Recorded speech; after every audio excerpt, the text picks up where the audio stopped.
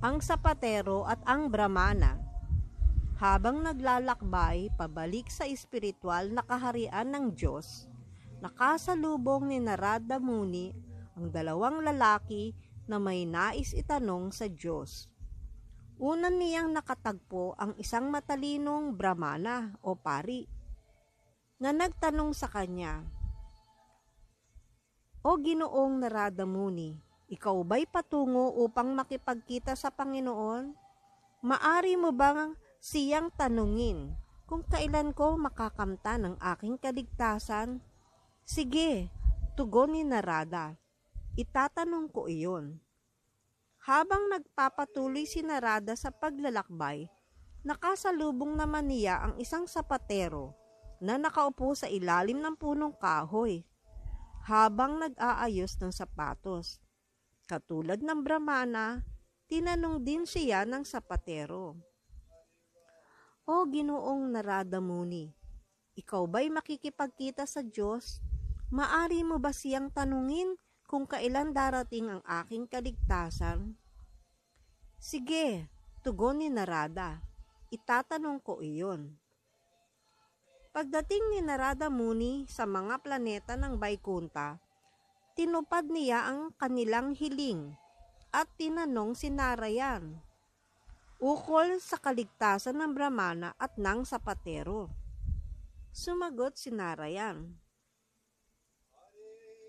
"Ang sapatero, ito na ang kanyang magiging huling katawan dito sa material na mundo at darating siya dito sa akin at babalik na." "Paano naman ang Brahmana?" tanong ni Narada. "Kailangan pa niyang ipanganak muli ng maraming ulit. Hindi ko masasabi kung kailan siya darating dito." Namangha si Narada Muni at sa huli nagsabi, "Hindi ko maunawaan ang hiwagang ito." "Makikita mo," sagot ni Narayan. "Kapag tinanong kanila kung ano ang ginagawa ko sa aking tahanan, sabihin mong ako'y naglalagay ng elepante sa butas ng karayom." Nang makabalik si Narada sa lupa at lumapit sa Brahman, agad itong nagtanong, "O, nakita mo ang Panginoon? Ano ang kanyang ginagawa?" Sumagot si Narada, "Ipinapasok niya ang isang elepante sa butas ng karayom." "Ayokong maniwala sa kalokohang iyan," sagot ng Brahmana. Dahil dito, agad na unawaan ni Narada na ang taong ito ay walang tunay na pananampalataya. Isa lamang siyang tagabasa ng mga aklat. Iniwan na siya ni Narada at nagtungo naman sa sapatero. Nang makita siya nito, masigla itong nagtanong, "Oh, nakita mo ang Panginoon? Ano ang kanyang ginagawa?" "Ipinapasok niya ang isang elepante sa butas ng karayom," sagot ni Narada.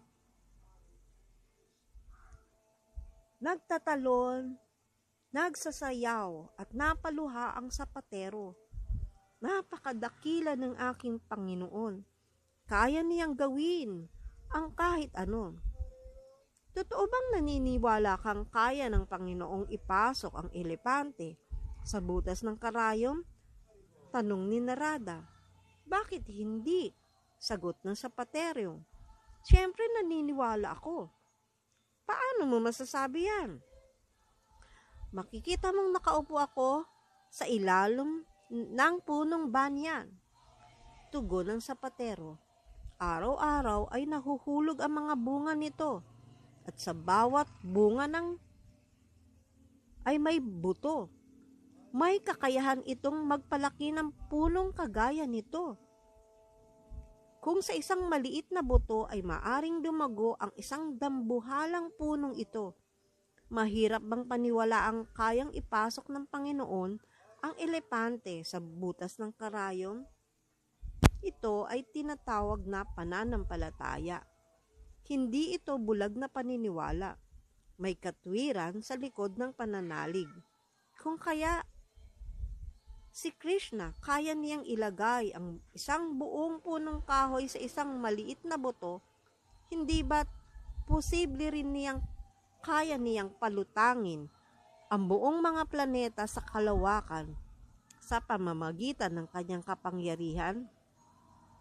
Maaring isipin ng mga siyentista na ang mga planeta ay lumulutang dahil sa natural na puwersa.